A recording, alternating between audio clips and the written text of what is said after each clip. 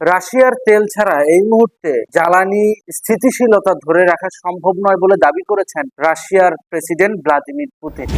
এবং ইতিমধ্যে রাশিয়া এটা নিয়ে বিশ্বব্যাপী বেশ ভালো মার্কেটিং করতেছে যে যেহেতু হরমুজ প্রণালী বন্ধ, মধ্যপ্রাচ্য থেকে তেল আনার বা নেওয়ার অনেক রুটই নাই, সেহেতু ইউরোপের বাজার সহ অনেক বাজারেই জ্বালানি চাহিদা মেটাতে সক্ষম রাশিয়া, এবং রাশিয়ার তেল ছাড়া তেলের বাজার স্থিতিশীল থাকবে না।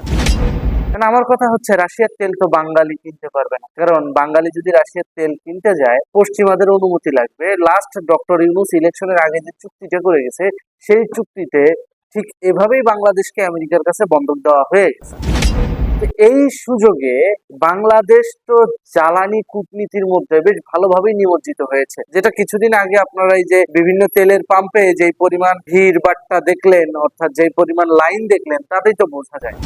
কারণ আমার কথা হচ্ছে, বাংলাদেশের করণীয় তাহলে কি? সলিউশন তো কিছু একটা দিতে হবে, তাই না? সলিউশনটা কি? বাংলাদেশের হাতে গোনা দুইটা সলিউশন আছে। এক, যেভাবেই হোক এখন রাশিয়া থেকে কেনেন, ইরান থেকে কেনেন, যার কাছ থেকেই কেনেন, দ্রুত তেল আমদানি প্রক্রিয়া স্বাভাবিক করা। আর দ্বিতীয়ত, এটা খুব ইম্পর্টেন্ট, সেটা হচ্ছে নিজেদের জ্বালানি সক্ষমতা তৈরি করা, অর্থাৎ জ্বালানি কূটনীতিতে নিজেদেরকে এগিয়ে রাখা। সেটা কিভাবে? বাংলাদেশ পেট্রোলিয়াম কর্পোরেশনকে স্বয়ংসম্পূর্ণ করতে পারেন। বাপেক্স যে আছে, তেল গ্যাস অনুসন্ধানে যারা কাজ করে, তাদেরকেও স্বয়ংসম্পূর্ণ রাখতে পারে। বাংলাদেশ পেট্রোলিয়াম কর্পোরেশন এবং বাপেক্স এই দুইটাকে স্বয়ংসম্পূর্ণ করতে পারলেই বাংলাদেশের জ্বালানি সক্ষমতা অনেকটাই এগিয়ে আসবে, এবং যেটার 80% পূরণ হবে আমাদের দেশীয় খনি থেকে। অর্থাৎ বাংলাদেশের যে নিজস্ব জ্বালানি ক্ষেত্র আছে, নিজস্ব গ্যাস রিফাইনারি যেই প্রকল্পগুলো কাজ করতেছে, নিজেদের যেই গ্যাসের খনি আছে, নিজেদের যেই তেলের খনি আছে, সেখান থেকে যদি তেল গ্যাস উত্তোলন সঠিক এবং স্বাভাবিকভাবে করা যায়, তাহলে বাংলাদেশ হয়তো এই জ্বালানি কূটনীতিতে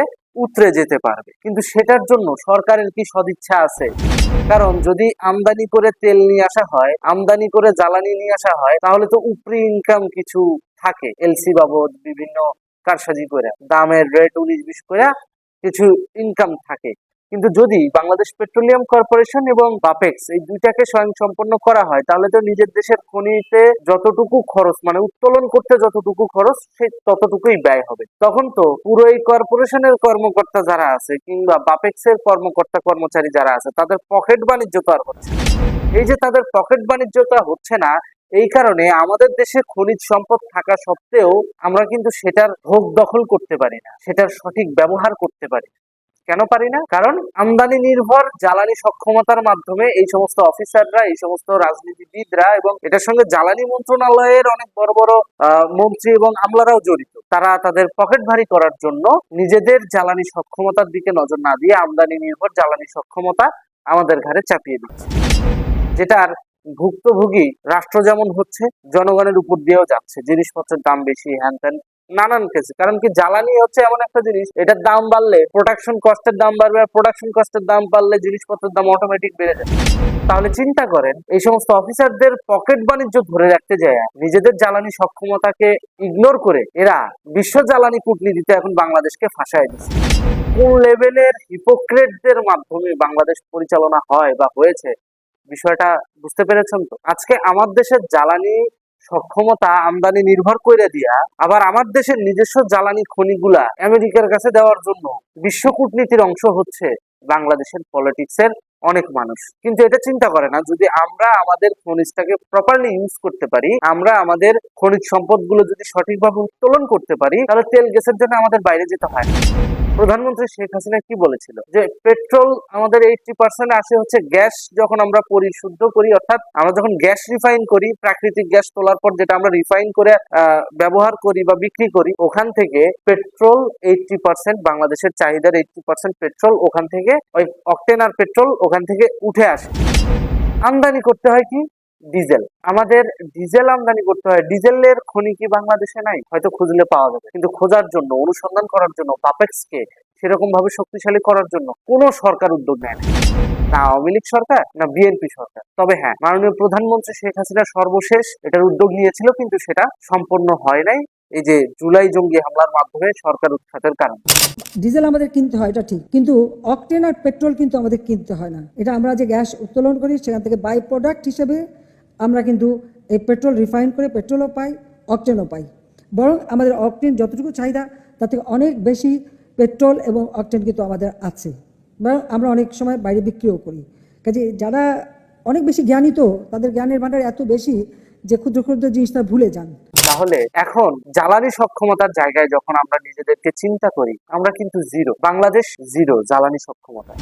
তাহলে বাংলাদেশে এই যে জ্বালানি সক্ষমতায় জিরো, বাংলাদেশের যদি এখন ধরেন বড় কোনো যুদ্ধ যদি লাগা যায় বিশ্বে, তাহলে তো বাংলাদেশের লোকজন দুর্ভিক্ষে পড়ে যাবে। প্রতিনিয়ত বাংলাদেশের মানুষ অভাব ফেস করবে, চাহিদার তুলনায় তেল গ্যাস পর্যাপ্ত থাকবে না। কিন্তু আমাদের খনি আছে, আমরা সেগুলো নিজেদের গ্যাস নিজেরা ভোগ দখল করতে পারি না। ওইটা যায় দেখেন ওই এক্সেলারেটেড এনার্জির মতো কিছু প্রতিষ্ঠান, আমেরিকান প্রতিষ্ঠান এসে ঠিকই তলে তলে তুলে নিয়ে চলে যাচ্ছে। অর্থাৎ আমাদের খনিজ সম্পদ আমরা ভোগ করতে পারছি না, অন্য অন্য দেশ থেকে আইসা বিনিয়োগকারী যারা তারা ঠিকই ভোগ দখল করতেছে। সরকারের একটু সদিচ্ছা থাকলে কিন্তু এই জায়গাটায় ফুল স্টপ দেওয়া সম্ভব। সরকার কিন্তু চাইলেই বাপেক্স এবং পেট্রোলিয়াম কর্পোরেশনকে স্বয়ংসম্পূর্ণ করতে উদ্যোগ নিতে পারে, কিন্তু সেটা কিন্তু নেয় না। সেটা নেওয়া উচিত বলে আমি মনে করি। তা না হলে এই যে এখন যে যুদ্ধের রাজনীতি চলতেছে, মাথার উপর তৃতীয় বিশ্বযুদ্ধ, এখনো যদি আমরা সতর্ক না হই, তাহলে ভবিষ্যতে দেখা যাবে কি ওই আমদানি করার চক্করে পড়া ওই বড় বড় দেশেরা মারামারি করবে, আর মাঝখানে আমরা শোষিত হব। কিভাবে শোষিত হব? ধরেন এখন হরমুজ প্রণালী বন্ধ, এখন তো আর তেল আনতে পারবো না ওখান থেকে। রাশিয়ার থেকে তেল নিব বিকল্প বাজার, সেই বিকল্প বাজারে তেল নিতে গেলেও আমেরিকার অনুমতি নেওয়া লাগবে, কারণ আমেরিকা ওখানে স্যাংশন দিয়ে রাখছে। আর বাঙালি তো ওইখানে চুক্তি করে,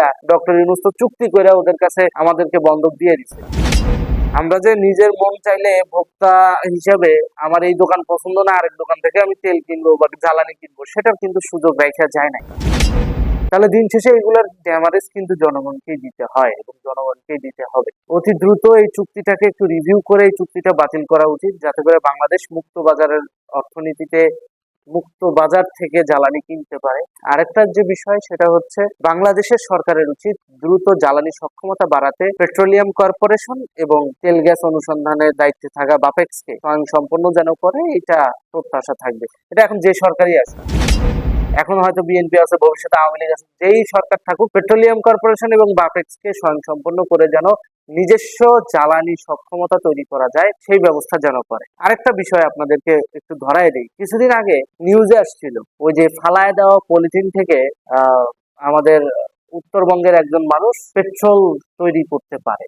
যদিও সেটা স্বল্প পরিসরে, কিন্তু সেই পেট্রোল দিয়ে ওই এলাকার লোকাল চাহিদা পূরণ করতেছে অনেকে।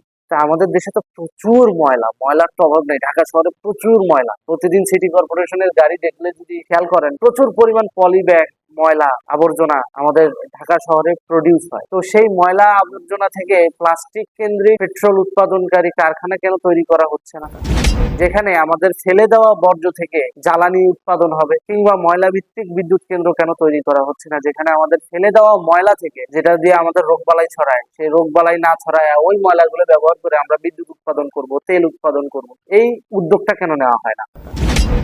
এটা নেওয়া উচিত বলে আমার মনে হয়। ভবিষ্যতের যারা নীতি নির্ধারক আছেন তারা এই বিষয়টা দেখবেন বলে আমি আশা করি। ধন্যবাদ।